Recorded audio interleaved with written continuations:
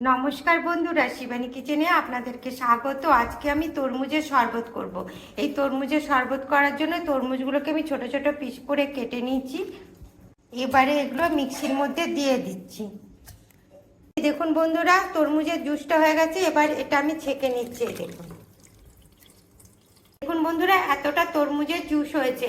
এবার চলুন আমরা শরবতটা, 1 চামচ নুন নিয়েছি আর 1 চামচ লঙ্কার গুঁড়ো নিয়েছি, দিয়ে এই দেখুন এটা ভালো করে মিশিয়ে নিচ্ছি।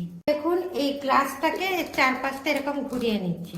বন্ধুরা, প্রথমে কটা পুদিনা পাতা দিয়ে দিলাম। এবারে এর মধ্যে দেখুন লেবু দিয়ে দিলাম, 1 চামচ বিট লবণ দিয়ে দিলাম। এটাকে আমি এইভাবে ম্যাশ করে নেব।